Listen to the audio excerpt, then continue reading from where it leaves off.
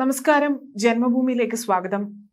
മതം അടിസ്ഥാനമാക്കിയുള്ള സംവരണം നിർത്തണമെന്ന് ഹിന്ദു ഐക്യവേദി ആവശ്യപ്പെട്ടു. മതപ്രീണനത്തിനും മതസംവരണത്തിനുമെതിരെ പ്രതികരിച്ച ഹിന്ദു സംഘടനാ നേതാക്കളെ ഭീഷണിപ്പെടുത്തുകയും അവഹേളിക്കുകയും ചെയ്യുന്ന മത നേതാക്കളുടെ നിലപാട് അംഗീകരിക്കാൻ കഴിയില്ല. ഇതിനെതിരെ പ്രക്ഷോഭങ്ങൾക്ക് നേതൃത്വം നൽകുമെന്നും സംസ്ഥാന വക്താവായ ES ബിജു പത്രസമ്മേളനത്തിൽ പറഞ്ഞു.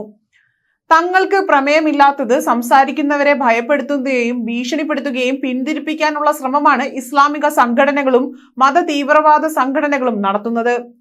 സത്യം പറഞ്ഞതിന് ആക്ഷേപിക്കുന്നതിനും അവഹേളിക്കുന്നതിനും ഇരയായ SNDP യോഗം അടക്കമുള്ള ഹിന്ദു സംഘടനകൾക്ക് ഹിന്ദു സമാജം ഐക്യദാർഢ്യം പ്രഖ്യാപിക്കും.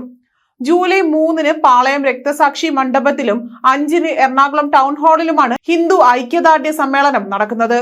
തിരുവനന്തപുരം സമ്മേളനം PSC മുൻ ചെയർമാൻ ഡോക്ടർ KS രാധാകൃഷ്ണനും എറണാകുളം സമ്മേളനം ഹൈക്കോടതി സീനിയർ അഭിഭാഷകനായ അഡ്വക്കേറ്റ് K രാംകുമാറും ഉദ്ഘാടനം ചെയ്യും.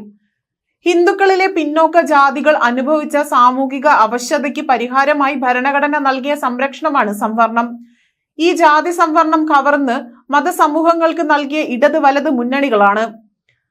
വോട്ട് ബാങ്ക് ലക്ഷ്യം വെച്ച് മുസ്ലിം സമൂഹത്തെ ഒന്നാകെ സംവരണ വിഭാഗമായി നിശ്ചയിച്ച് 12% സംവരണം അനുവദിക്കുകയായിരുന്നു. കേന്ദ്ര സംവരണത്തിൽ 27%-ലും അവർക്ക് പങ്കു ലഭിച്ചു.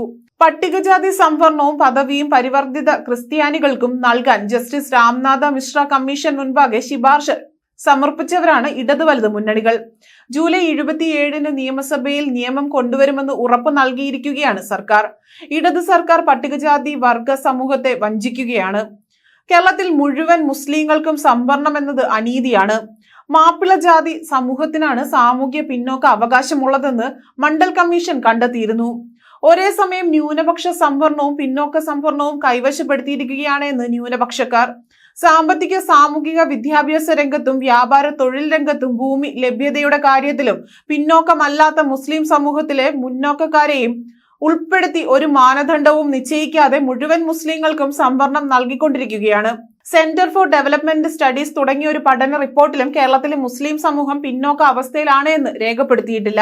സംസ്ഥാന വൈസ് പ്രസിഡന്റുമാരായ PS Prasad, professor V Harilal, Mahila Aikyavedi സംസ്ഥാന പ്രസിഡന്റ് ബിന്ദു മോഹൻ തുടങ്ങിയവർ പങ്കെടുത്തു.